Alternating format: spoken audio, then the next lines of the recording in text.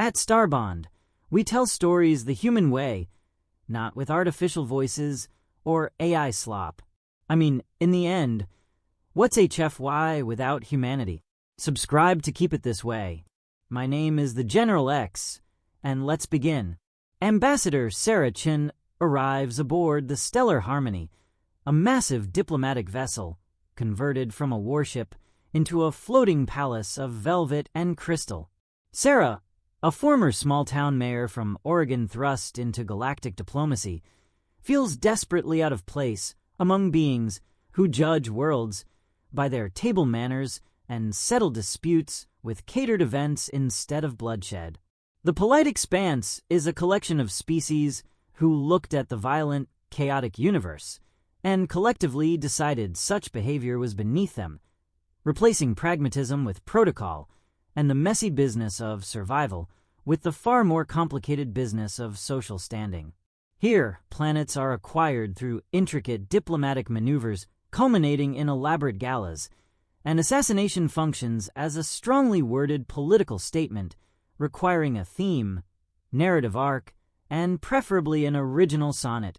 Her escort, Commander Vex, an 8-foot-tall being composed of polished obsidian segments that hum with internal machinery, greets her with rigid formality at the docking bay. His body is interwoven bundles of lacquered material polished to a high sheen in swirling patterns of cobalt and gold, a carapheract whose stillness is absolute and whose chest remains static while a low subsonic hum hints at the complex systems within. When Sarah nervously quotes her old softball coach saying, "You have to step up to the plate if you want to hit a home run," Vex stands motionless for 10 full seconds processing this, giving Sarah time to regret her words, her career choice, and the beige pantsuit she chose for this momentous occasion. Finally, Vex speaks in a perfect baritone that resonates from his entire body, asking for clarification about the strategic significance of this home plate and whether it's a fortified command nexus and what the nature of the projectile she intends to run there might be, questioning if it's a form of kinetic ordnance. Sarah explains it's just a saying from baseball, meaning you have to try if you want to succeed, and Vex logs it as a coded maxim for initiating aggressive action and commends her operational security.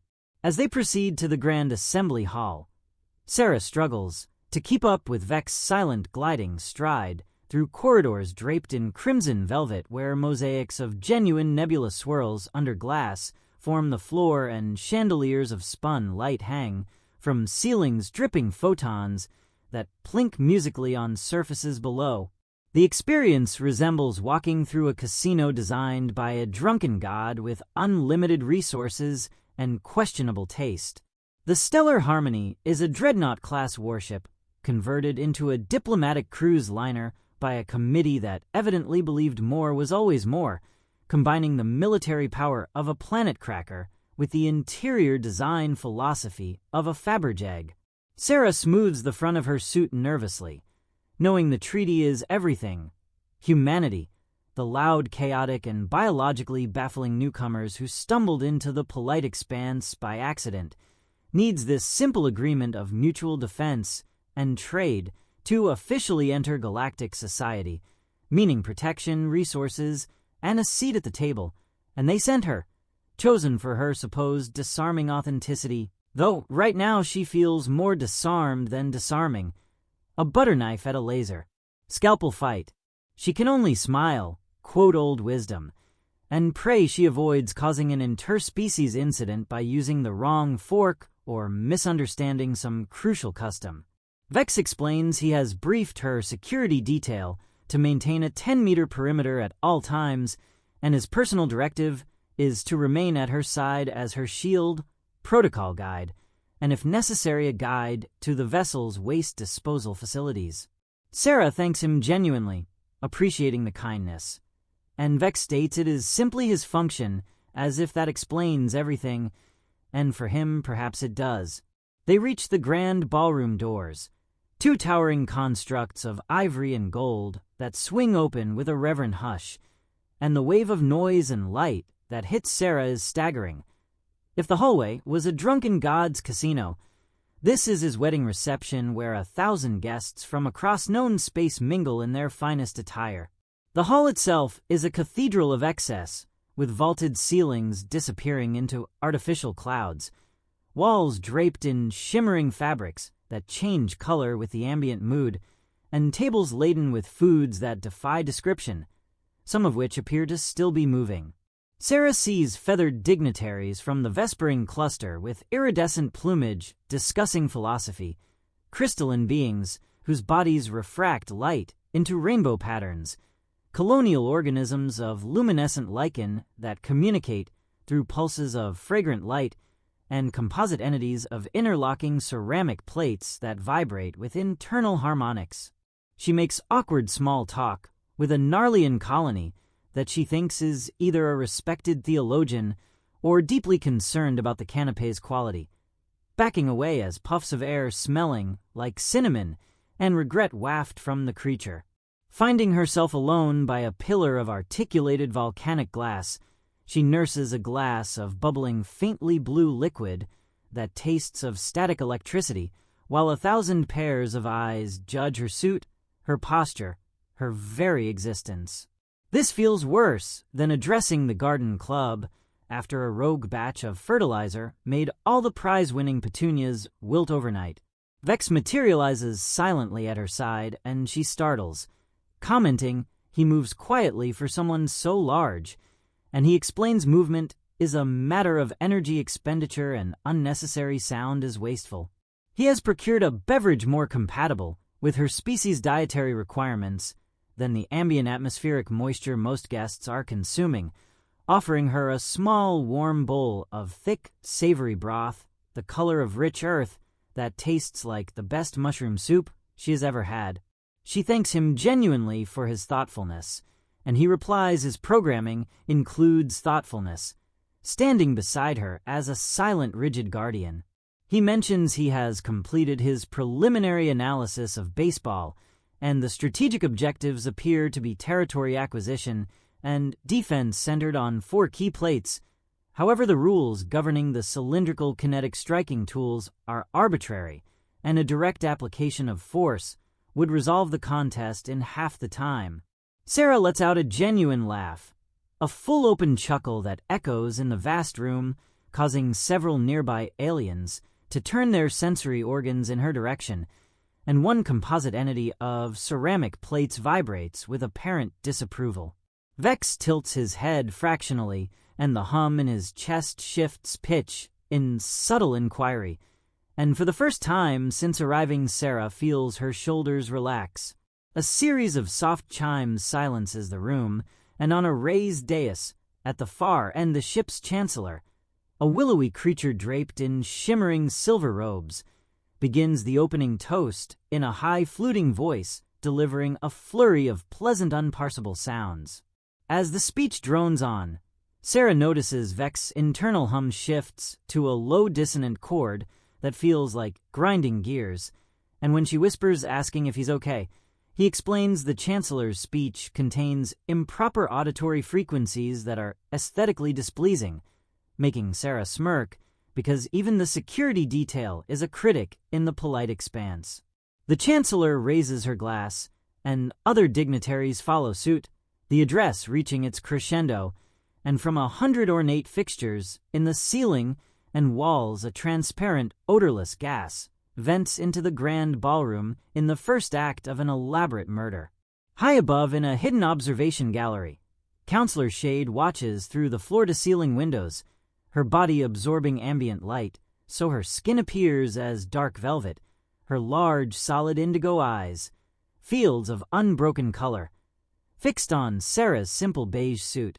A soft sibilant sound of disgust escapes her thin lips as she whispers to her assistant about the crudity and utter disregard for aesthetic consideration, noting the human dresses like a filing cabinet.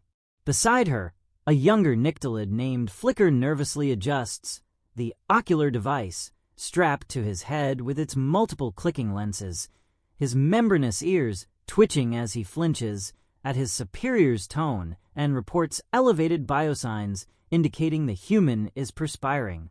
Shade dismisses this with a wave of her four-fingered hand, noting of course she is because she's a creature of mud and base chemistry.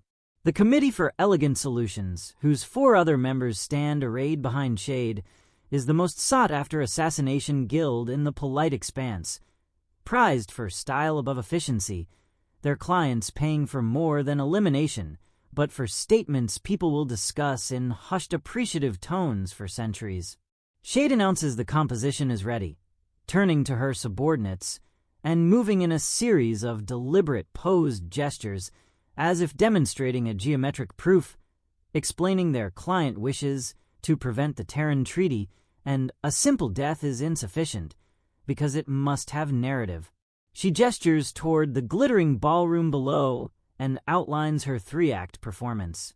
First, the whisper. The ventilation system introduces into the still air an odorless neurotoxin that binds to the primary respiratory enzyme, inducing a peaceful, irreversible sleep in every known oxygen-breathing species, with their sensor scrambler providing a 10-minute window of absolute privacy before the ship's systems register the atmospheric shift. She pauses for dramatic effect, while Flicker leans forward, his breathing quickening. In the ensuing silence, Shade continues, dropping her voice to a conspiratorial whisper for Act 2. The statue of Lord Volus the Contemplative by the punch fountain has been retrofitted to broadcast the dirge of silent sorrows, a composition of subsonic frequency, pulses, woven into a rather moving piece of verse, calibrated exclusively for the Terran neurological profile to induce total sensory confusion. A quiet madness followed by final stillness. Her indigo eyes gleam with triumph as she describes the finale. The denouement, the doors seal, and the riddle of final repose activates. A paradox trap on the floor to preserve their work, leaving a room full of peaceful sleepers and one Terran driven mad by poetry. A beautiful narrative. When Flicker nervously suggests perhaps a kinetic weapon on standby as concluding punctuation, Shade gives him a withering gaze as if he had suggested serving canapes on paper plates, asking how appallingly direct a gun would be and whether he questions her artistry. Flicker stammers that her artistry is absolute, and Shade explains their methods are their signature. Their clients pay for narrative and pay handsomely. Their expense reports filed meticulously with the guild registry, as per tradition serving as testaments to their craft, and a line item for thematic concordance consultation separates them from common thugs with plasma rifles. She turns back to the scene below, instructing them to watch as the overture begins, noting the Terran is conversing with a Narlian lichen colony in a delightfully grotesque display. On the ballroom floor, the effects of the whisper are immediate and devastating. A florid feathered dignitary from the Vespering cluster clutches his chest with a look of mild surprise on his avian features and crumples to the floor in a cascade of iridescent plumage. The Narlian lichen colony Sarah had spoken with earlier shudders and settles, its oil-slick sheen dulling to matte gray. The composite entity of ceramic plates ceases its constant vibration and collapses into a scattered pile. All across the vast room, hundreds of the galaxy's most important people slump into unconsciousness in elegant poses, the room filling with the soft collective sound of bodies meeting the floor in a symphony of silk and scales. Commander Vex stiffens beside Sarah, reaching for the ceremonial protocol baton at his waist with a hand large enough to crush steel, announcing atmospheric poison detected, but his legs buckle, and with a final discordant hum his 8-foot frame crashes to the floor with a heavy thud that echoes in the sudden silence. The low comforting hum from his chest falls silent, and his glowing blue optical sensors dim to darkness. Sarah stares in disbelief, her first thought being this must be some bizarre alien custom, a synchronized fainting demonstration for diplomatic purposes, but then her own body gives a lurch and a sharp, pleasant, tingling sensation races up her spine like electricity. The room swims for a moment, the spun light chandeliers blurring into streaks of gold as if she had downed a glass of champagne on an empty stomach, and she takes a deep, steadying breath. The air grows heavy and sharp, carrying a strange energy that makes the hairs on her arms stand up in a wave of lightheadedness, a strangely pleasant, dizzying euphoria spreading through her system. She looks around at the sea of unconscious bodies, a silent, sprawling tableau of galactic diplomacy transformed into a peaceful mass slumber, then looks down at the still form of Commander Vex lying at her feet like a fallen statue. She glances at her own hands and finds them steady, a pleasant buzz spreading through her body that feels oddly energizing. Sarah blinks once, twice, processing the scene of silent, glittering carnage around her, and says aloud in a voice that echoes slightly in the quiet room, "Well, this party died fast." Her words carry in the stillness, and somewhere high above, Counselor Shade stares at her main monitor with her mouth slightly agape, because the image is crystal clear. A ballroom littered with the sleeping galactic elite, and in the center of it, all one human woman standing, looking a bit confused and perhaps slightly tipsy, but infuriatingly upright and very much alive and breathing. Shade hisses, demanding a report, asking what is happening, and Flicker types furiously at his console, with his membranous ears flattened against his skull as data streams scroll across his ocular device. He reports the gas deployed perfectly with all dispersal units, showing green and atmospheric saturation at 100%, and Shade snarls in a low, dangerous voice, asking why the human is still standing, why she is anything but a beautiful poetic corpse as designed.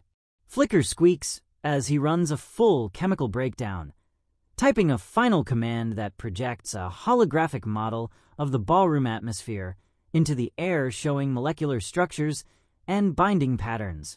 He announces analysis complete and explains the Whisper has bonded with all the biology as designed, and when Shade demands to know what the problem is, Flicker flinches and reports that the unbound agent now saturates the ballroom atmosphere because the human's biochemistry rejected it.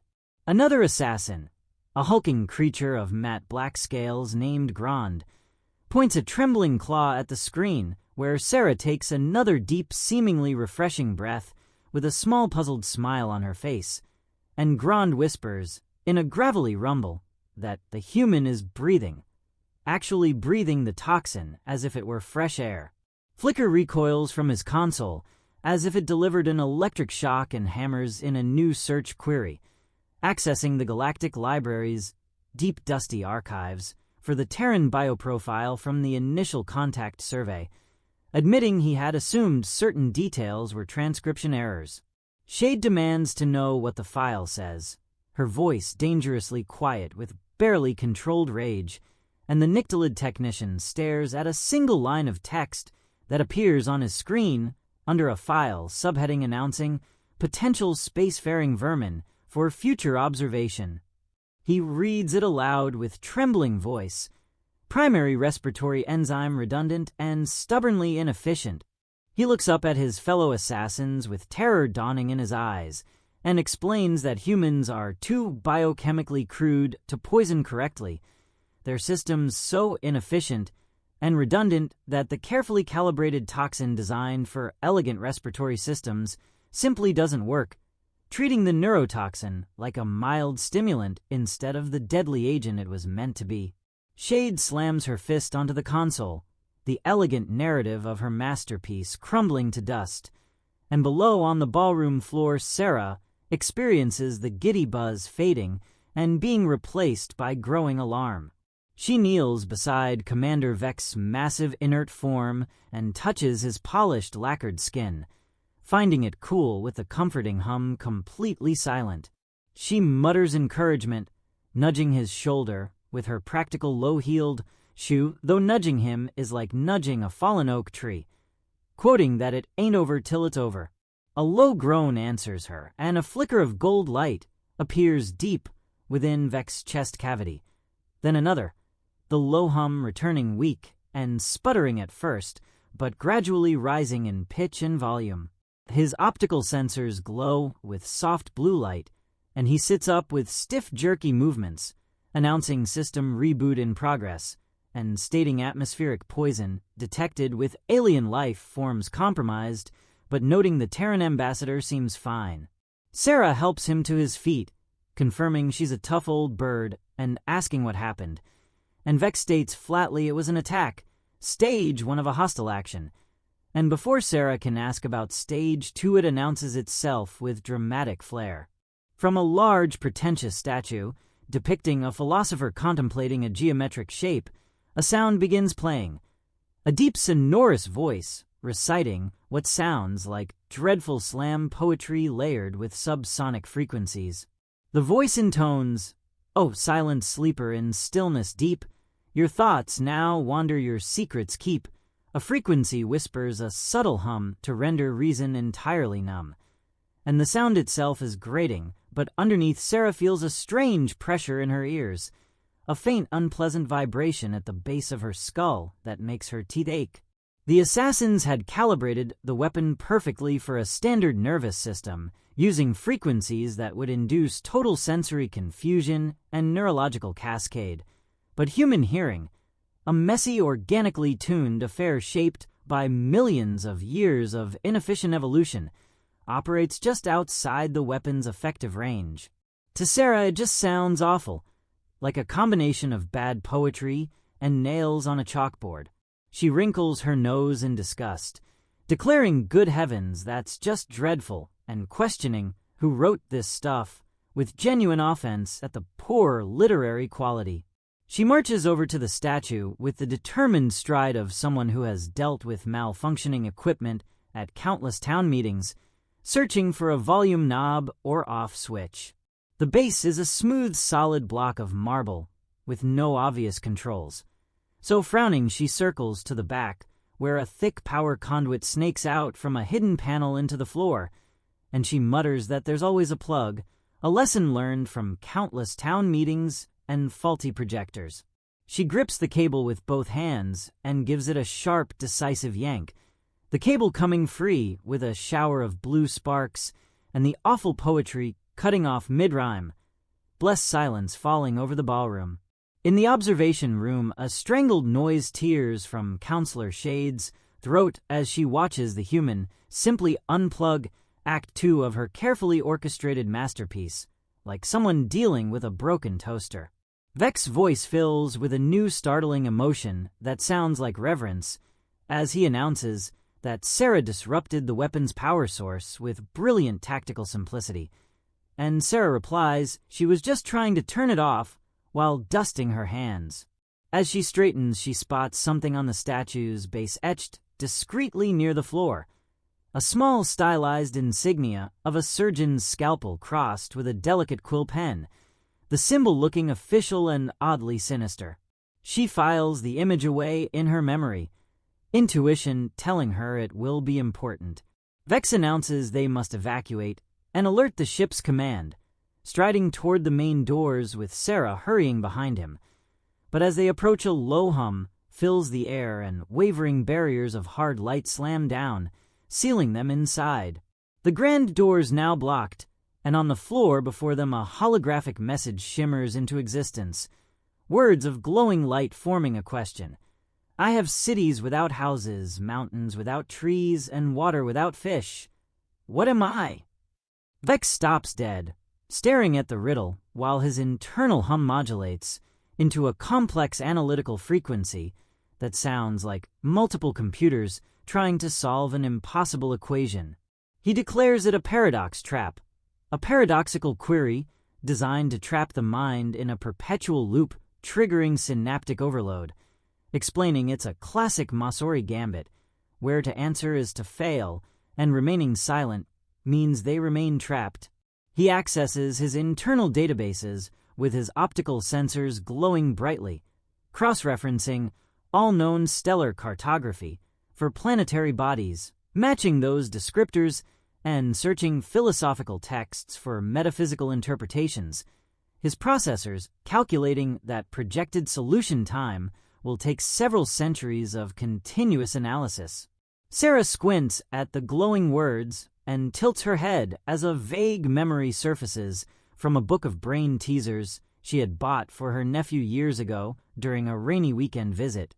She says, "Oh, for crying out loud, it's a map," with the exasperation of someone dealing with unnecessarily complicated problems, and steps forward right onto the holographic text, walking across the words as if they were just a pattern on the rug beneath her feet.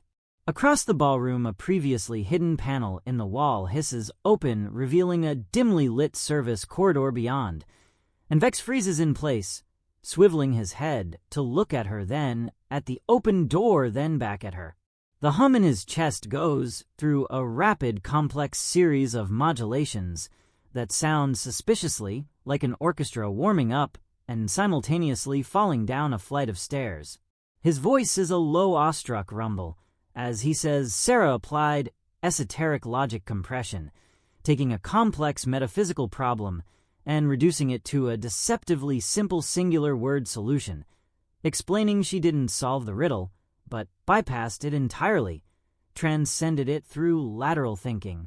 Sarah replies it was on a bubblegum wrapper once, peering into the dark corridor and suggesting they see where it goes, stepping through the doorway and leaving Commander Vex to stare after her, with what might be the beginning of worship forming in his logical processors. The service corridor leads them deep into the ship's infrastructure and eventually opens into the ship's pantry, a small sterile room lined with shelves of vacuum-sealed ration tubes and pressurized bulbs of alien fruit. The room is quiet and safe, smelling faintly of sterilized metal and the ration tubes' sharp mineral tang, a stark contrast to the perfumed excess of the ballroom. Vex stands guard by the door with his posture as rigid as ever, though his internal hum now has a questioning melodic quality, like he's trying to solve a puzzle. Sarah, meanwhile, finds a crate of biscuits and examines one with a critical eye, breaking off a piece and tasting it. The biscuit is dry and bland, clearly emergency rations designed for function over flavor. She nibbles thoughtfully while processing everything that just happened, her practical mind working through the problem. She tells Vex to lay it all out, asking what in Sam Hill is going on, and Vex reports they are under sustained multi-stage assault by a hostile entity that deployed a biological agent, a sonic weapon, and a paradox trap, all of which Sarah neutralized. She confirms she did that and mentions seeing a little picture on the statue, describing it as looking like a pen and a knife crossed over each other. Vex turns his head in a slow, deliberate motion and identifies it as a scalpel and quill, the Committee for Elegant Solutions official insignia. And when Sarah asks if they're the ship's party planners because she has some notes, Vex states flatly they are an assassination guild, the most expensive and most theatrical in the polite expanse where clients pay for deaths delivered as works of art. The thought lands with a cold thud in Sarah's stomach. She had been running on adrenaline and confusion, but now the reality settles in that she, Sarah Chun, small-town mayor from Oregon, is the actual target of a fancy murder club with unlimited resources and centuries of experience. She takes a shaky breath and leans against a shelf, muttering she'll be damned, and Vex observes that her calm in the face of mortal danger is remarkable, noting his process's struggle to categorize her emotional state. Sarah admits that right now she's so scared her stomach is playing tetherball with her liver, but she's just good at faking confidence, a skill learned from years of public service. She straightens up, brushing biscuit crumbs from her suit, and declares they need to think this through like a problem with multiple angles. She paces the small room while analyzing aloud.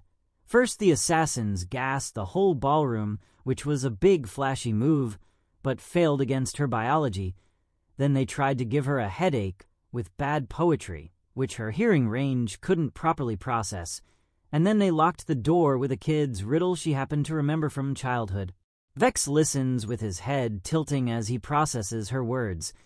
And to Sarah, she's offering a plain-spoken summary of events, but to the Carafaract captain, She's delivering a high-level tactical debriefing in dense layered code, showing pattern recognition. He rumbles that it's fascinating how she frames the biological assault as gassing the ballroom, which is concise tactical summary, dismisses the neurological weapon as bad poetry, indicating she perceived its threat as minimal, and reframes the paradox trap as a kid's riddle, suggesting it was a rudimentary countermeasure easily defeated.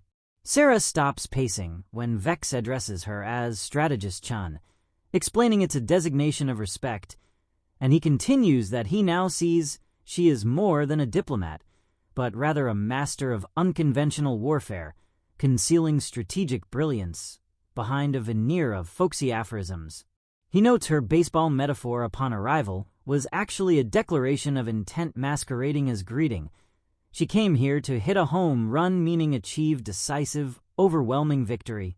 He straightens to his full imposing height and states his function was to protect her, but he now sees his true purpose is to serve her genius, pledging his complete loyalty to her command.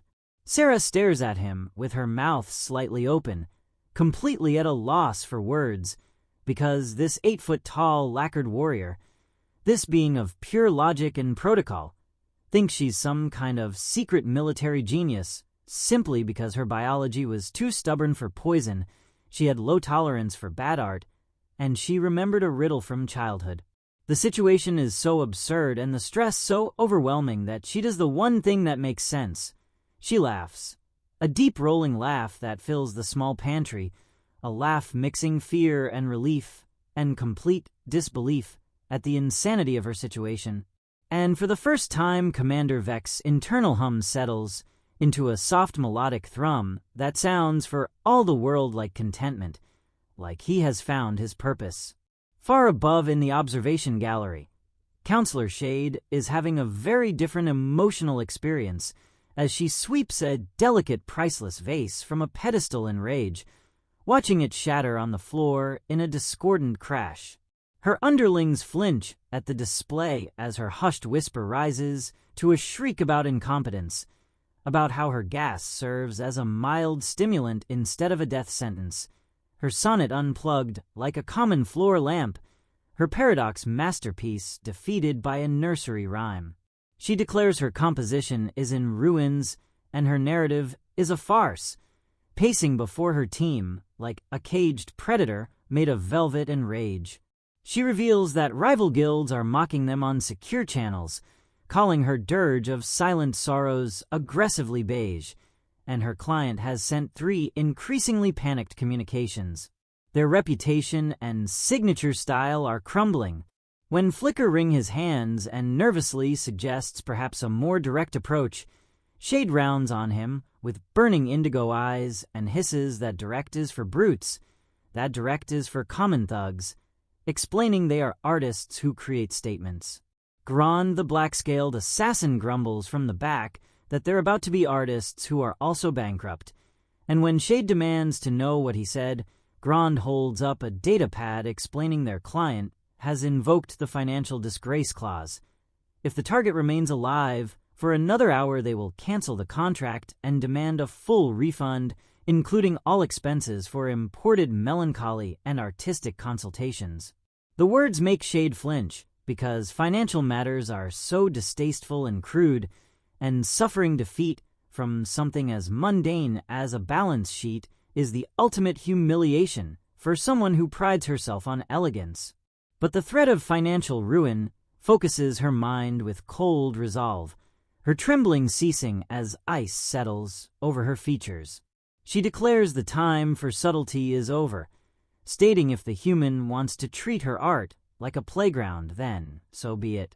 She strides to her master control panel and explains the ballroom floor is reconfigurable, designed for performance art installations, and she activates what she calls the kinetic sculpture of troubled mind protocol at maximum speed and maximum reconfiguration.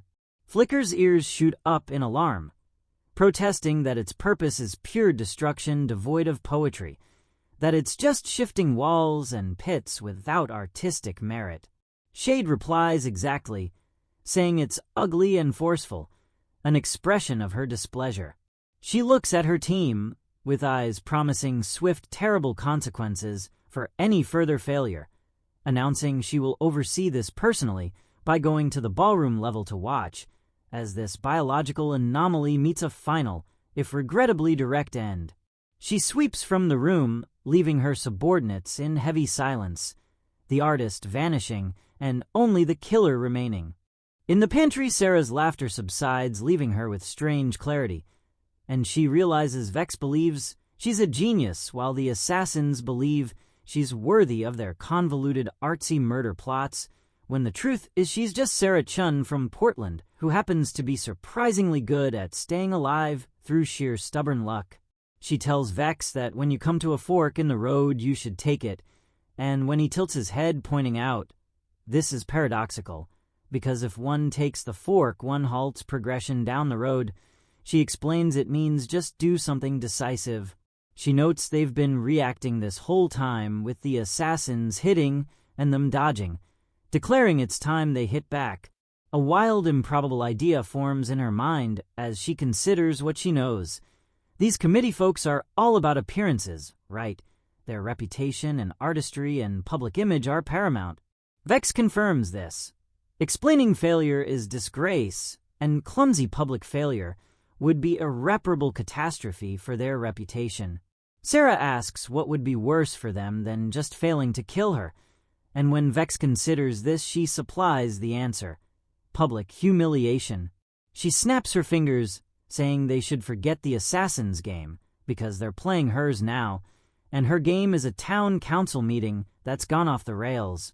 She looks around the pantry and spots a small service terminal built into the wall, glowing with soft green light, asking Vex if that thing can get them a line out or access to the ship's cameras. Vex confirms it's a supply terminal for inventory management only with limited access, and Sarah feels a hint of frustration, but then an idea blooms in her mind, born from years of dealing with public access television and local news coverage. The idea is insane and messy and absolutely perfect.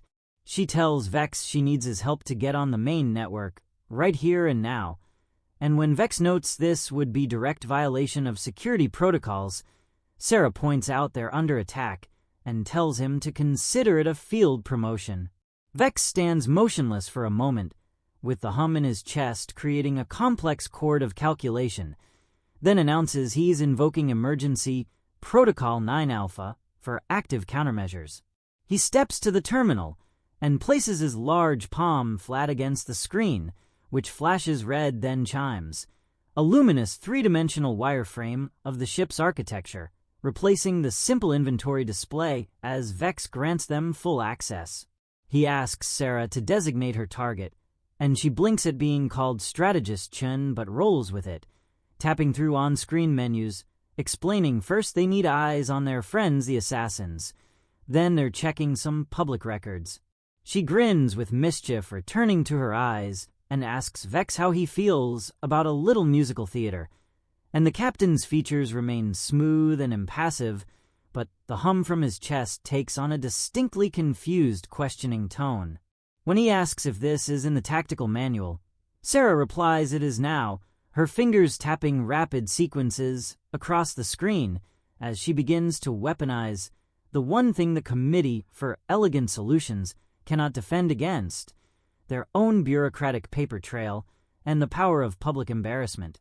They re-enter the ballroom through the service corridor, stepping back into the vast silent space, still littered with sleeping dignitaries arranged in peaceful poses across the ornate floor. From a balcony overlooking the room, Counselor Shade watches them with a smug, cruel smile on her face, standing at what is normally a conductor's podium, a sleek console used for choreographing the artistic light and tile shows for which the ballroom is famous. The artistic interface built for performance offers direct control, bypassing the safeguards of a true engineering station, and she hovers her hand over the glowing panel as a synthesized voice announces warning that kinetic sculpture protocol is being activated with safety measures disabled. Noting this is an atypical execution, and requesting acknowledgement of override. Shade snarls her acknowledgement and presses her palm to the panel, and a shudder runs through the floor beneath Sarah and Vex's feet. With a low groan of powerful machinery, the smooth tiled surface begins to move dramatically. Tiles rise into thick walls, creating barriers.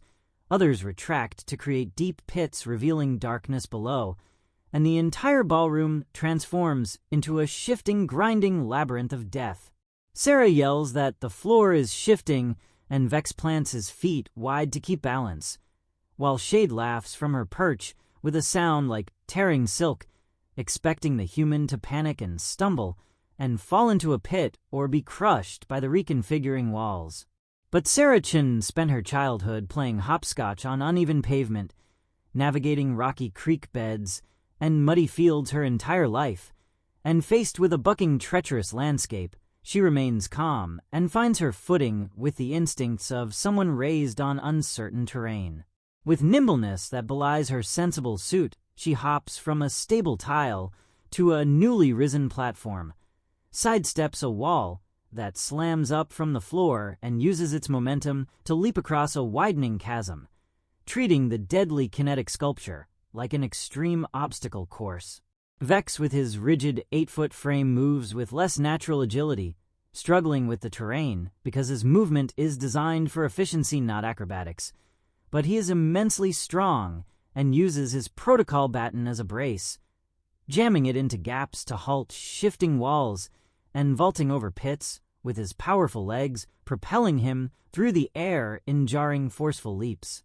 From her balcony, Shade's smile falters as she watches the human navigate the death trap as if it were a playground, her inputs on the control panel becoming faster and more erratic as she ceases to be a conductor leading an orchestra of destruction and becomes instead a frustrated gamer mashing buttons in desperate attempt to win. She shrieks for the human to just fall, her voice echoing in the ballroom with raw desperation, and Sarah hears her, looks up to catch Shade's furious gaze, and gives her a little wave with a cheerful smile before timing a perfect leap onto a rising platform that carries her directly toward the bandstand at the room's far end where the broadcast controls await. The bandstand was Sarah's target all along, and Shade snarls watching her constructed composure shatter completely as her masterpiece becomes a farce and the human actively disrespects everything she has built. Sarah lands on the stage with a soft thud among various silent instruments. The band members, a colorful assortment of alien musicians, slumped over in the same peaceful stupor as the other guests.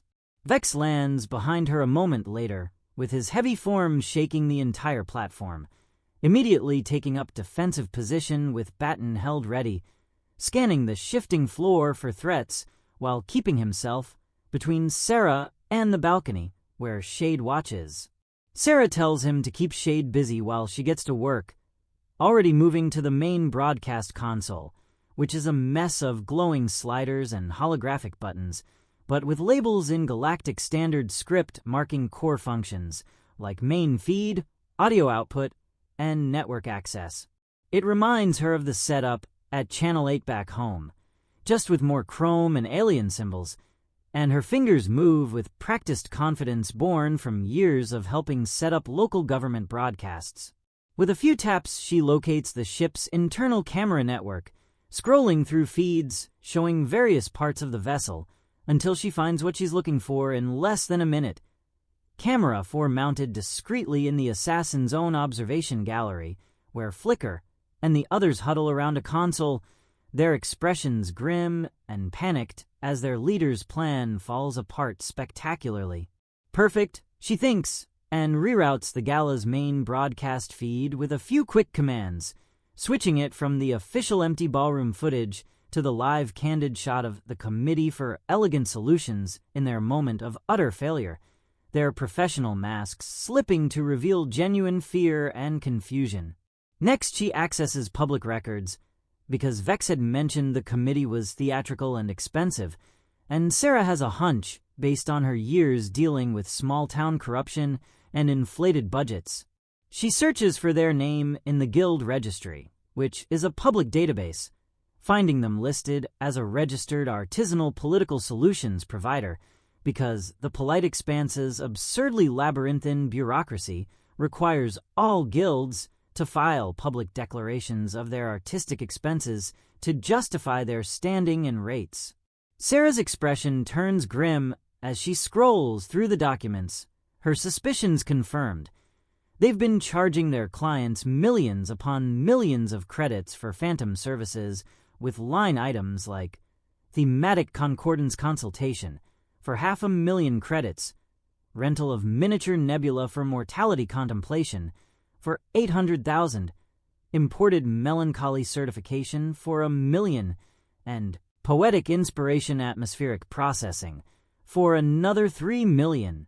The expense reports are works of fiction, pure fraudulent padding designed to inflate costs, while the actual work is done for a fraction of the price, the rest disappearing into the committee's accounts.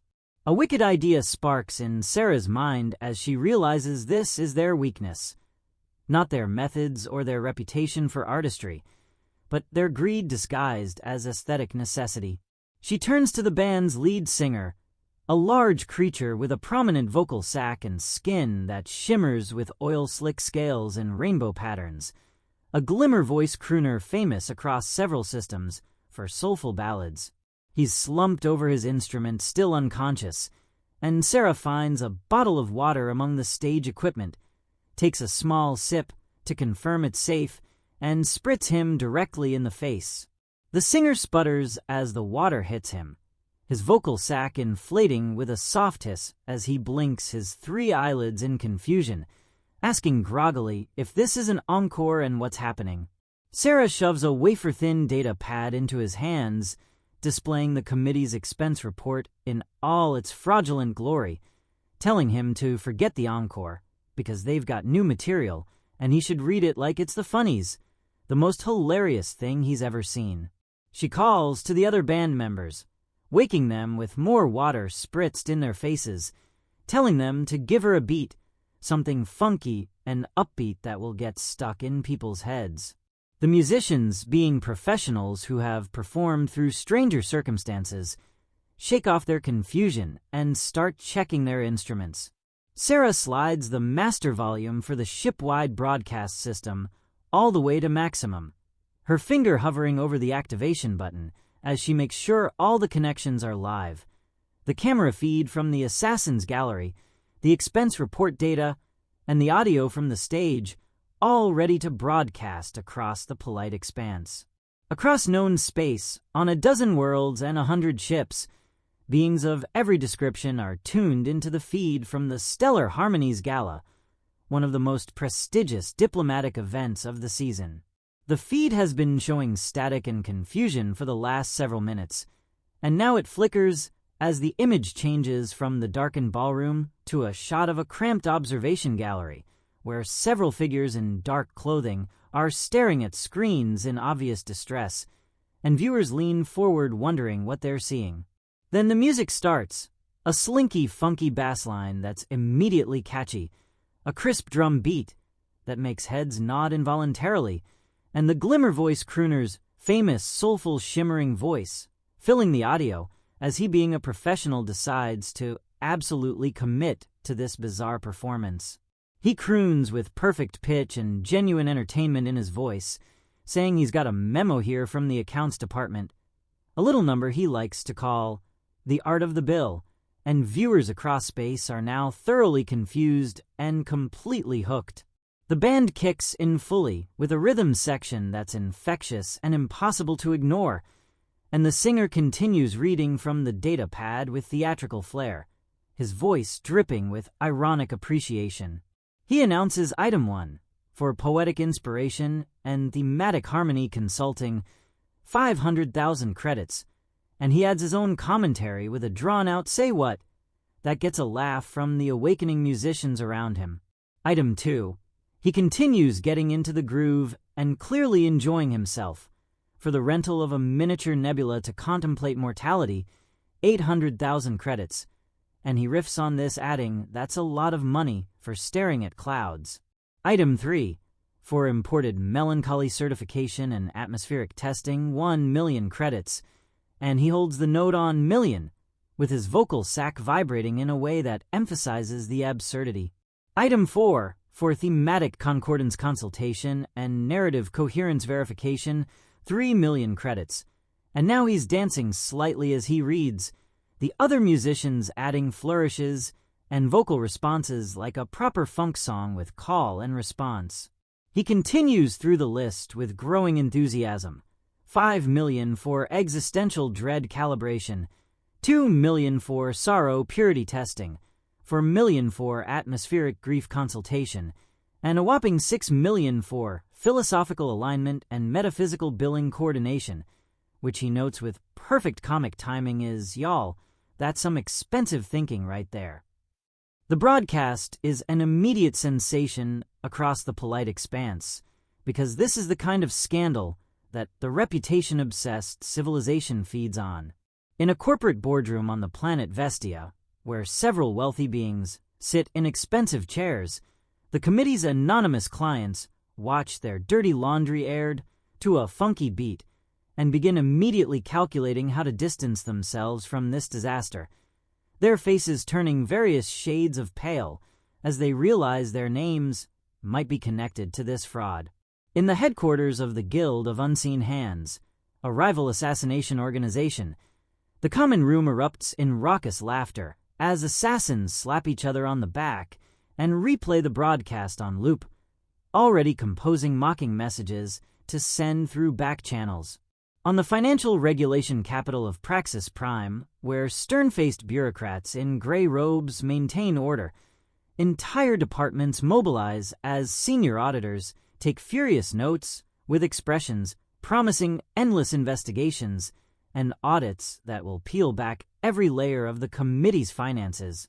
In the observation gallery on the Stellar Harmony, the color drains from Counselor Shade's velvety skin, leaving her a pale, ghastly gray as her personal comm device explodes with notifications, angry clients canceling contracts with demands for refunds, lawyers invoking financial disgrace clauses and threatening litigation, formal notices of investigation from the Guild Registry, and messages from rivals mocking her spectacular failure. The notifications keep coming in an endless stream, each one another nail in the coffin of her reputation, and she watches the broadcast in frozen horror as the singer continues through her carefully constructed financial fraud with infectious enthusiasm. A folksy human in a terrible beige suit has destroyed her with a funk song, has taken her greatest weakness and exposed it to the entire civilized galaxy, has weaponized bureaucracy and public embarrassment in a way that no amount of elegant assassination techniques could defend against. Her composure shatters completely, her careful elegance crumbling as she lets out a cry of raw shame and fury that echoes through the gallery. With trembling hands, she reaches into her robes and pulls out a small pellet, her final theatrical gesture, and throws it onto the ground where it erupts in a cloud of thick black smoke that fills the observation gallery. When the smoke clears moments later, she and her entire team have vanished, using the confusion to escape through hidden passages, and viewers watching the broadcast see the empty gallery and know the Committee for Elegant Solutions has fled in disgrace, their reputation destroyed beyond any hope of recovery. Down in the ballroom, the dignitaries begin to stir groggily, the effects of the whisper finally wearing off after its extended saturation period. They wake to the lingering echoes of a funky song about fraudulent expense reports, the sight of unconscious colleagues beginning to sit up in confusion, and one human ambassador standing on the bandstand brushing off her hands with a satisfied expression. Questions fill the room in dozens of languages and communication methods as beings try to understand what happened, why they all fell asleep, and what that music was about. The ship's security forces arrive in force, emergency medical teams rushing to check on the dignitaries, while armed guards secure the area with weapons drawn. Captain Vex's former commanding officer, a rigid caraphract named Commander Apex, demands an immediate report And Vex provides what Sarah later learns is a masterpiece of tactical understatement that focuses exclusively on the deployment of public humiliation as a weapon, while leaving out any mention of baseball metaphors, bad poetry, bubblegum rappers, or funk music. His official report states that Ambassador Chun identified and neutralized a threat from the Committee for Elegant Solutions by subverting the ship's broadcast system and weaponizing their own financial misconduct against them, causing their immediate professional and social ruin through exposure of fraudulent practices, and that her quick thinking prevented further casualties and protected the treaty negotiations. The report is dry and technical, and makes Sarah sound like a calculated tactical genius rather than someone making it up as she went along, and Commander Apex reads it with his optical sensors glowing bright with what might be respect or might be confusion. Later, as the ship's crew attends to the bewildered diplomats and begins investigating the attack, Sarah finds a quiet observation deck away from the chaos and stands by the vast window watching the slow, silent waltz of distant stars. She's exhausted, her adrenaline finally fading, and the reality of what she survived is settling in her bones. Vex appears at her side, his presence a silent, solid comfort, and they stand together in quiet for a long moment before Sarah admits she was just making it up as she went along the whole time, that she had no earthly idea what she was doing and got lucky more than anything. Vex remains quiet, his internal hum a low, steady thrum, before responding that her capacity for improvisational tactical genius is even greater than he calculated if she can achieve such results without conscious planning. He turns his smooth, featureless face toward her and explains that his programming dictates he should feel confusion because he has witnessed repeated protocol violations, and yet the data he's processing registers as satisfaction, an emotion his systems are not designed to handle. Sarah looks at him, at this strange literal being who sees a genius where she only sees a fraud making desperate choices, and for the first time she wonders if maybe he's onto something, if maybe there's a different kind of intelligence in trusting your instincts and adapting to chaos rather than following rigid plans. The treaty negotiations resume the next day in a smaller, more secure conference room, and the atmosphere is completely different from the grand ballroom.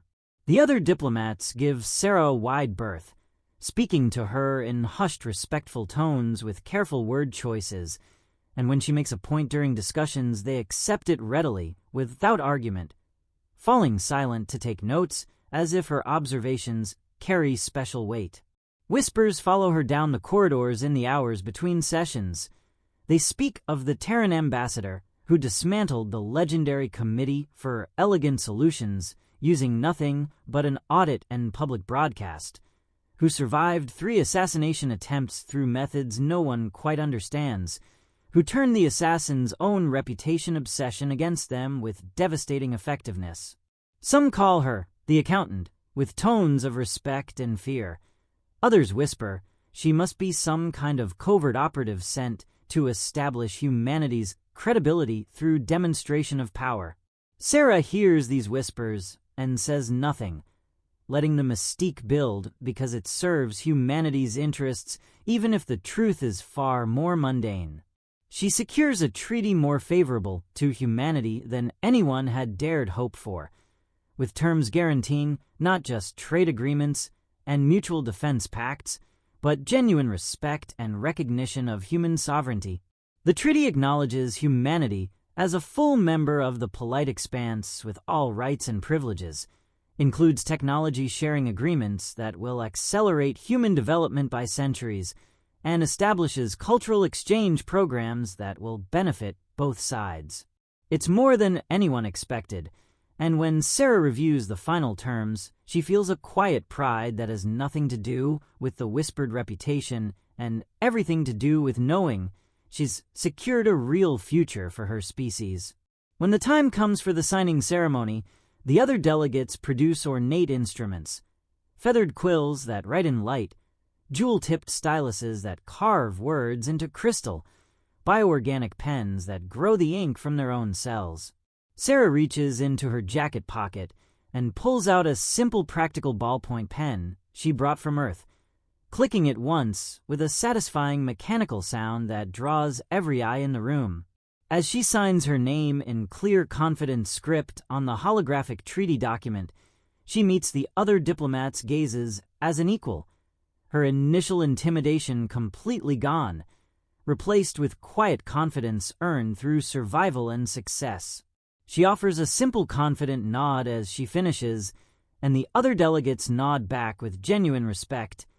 And in that moment, Sarah knows she belongs here in this wider galaxy, that humanity belongs here, that she's hit her home run. Sarah is packing her small bag in her assigned stateroom, preparing to depart the stellar harmony and return to Earth with the signed treaty, when Commander Vex appears at her door. He stands more rigidly than usual, his posture absolutely perfect, and his internal hum fluttering with what she's learned to recognize as nervous energy. He requests formal permission to ask a question that lies beyond standard departure protocols, and Sarah smiles warmly, a genuine easy smile that reaches her eyes and grants permission. Vex seems to brace himself, his optical sensors dimming slightly as he gathers his words with obvious difficulty. He refers back to her earlier tactical pronouncement about the fork in the road, noting that if one has found oneself at such a juncture and has in fact taken it as she advised, does protocol permit one to invite a fellow traveler to consume nutrients at a designated location at the conclusion of that road's journey? Sarah processes this incredibly stilted and formal invitation, translating it through Vex's literal mindset, and realizes with dawning delight that he's asking her out to dinner in the most charmingly awkward way possible. She's never received a more formal or more earnest invitation in her life. Her smile widens into something warm and genuine as she tells him that her daddy always used to say the future's a lot like the past except you're stuck in it longer, and after a meaningful pause, she adds she'd love to join him. The hum in Commander Vex's chest surges dramatically, resonating so brightly that for a brief moment, the air around him seems to shimmer with harmonics, and if he had a face capable of expression, Sarah imagines he'd be beaming. His superiors later demote him for his improper emotional feedback display during a high-security incident, citing his attachment to a protected dignitary as violation of protocol and his decision to hack ship systems as insubordination despite the emergency circumstances. Vex accepts the demotion with satisfaction that his new commanding officer finds deeply unsettling, showing no signs of shame or disappointment, and when he receives his new assignment, his hum takes on a triumphant quality. His new post is military liaison to the newly recognized Terran Confederacy stationed on Earth itself, with primary mission parameters including studying and comprehending the strategic applications of human idioms, analyzing human tactical approaches for potential military adoption, and serving as cultural bridge between Carafaract forces and human defense organizations. As Vex reviews his assignment details on the transport ship carrying him toward Earth, his internal hum settles into a steady resonant rhythm that sounds remarkably like a triumphant march, and he compiles a list of questions he intends to research: the tactical applications of spilled milk, the strategic meaning of counting chickens, and the military significance of teaching old dogs new tricks. On Earth, Sarah Chun returns home to a hero's welcome she doesn't quite feel she deserves, giving interviews where she carefully downplays the drama and emphasizes the diplomatic success, and in quiet moments she wonders about the strange turn her life has taken.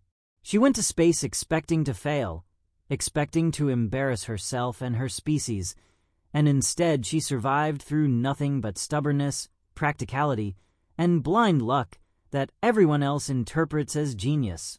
Maybe that's the real human advantage in the galaxy. Not that they're smarter or stronger, but that they're too stubborn to know when they're beaten, too practical to be impressed by elaborate theater, and too adaptable to follow anyone else's script. 6 months later, when Commander Vex arrives on Earth for his new posting, Sarah meets him at the spaceport wearing jeans and a comfortable sweater, and his first words are asking if her choice of casual attire represents a coded tactical message about the meeting's informal status. She laughs and tells him sometimes clothes are just clothes, and as they walk through the terminal together discussing everything and nothing, she thinks maybe the universe isn't ready for humanity. But that's okay, because humanity has never been ready for anything, and they've done just fine. Behind them, the stars continue their eternal dance, and somewhere in the vast darkness, the polite expanse adjusts to the reality that a new player has entered the game, one that doesn't follow the old rules and can't be beaten by conventional means, and the galaxy will never be quite the same.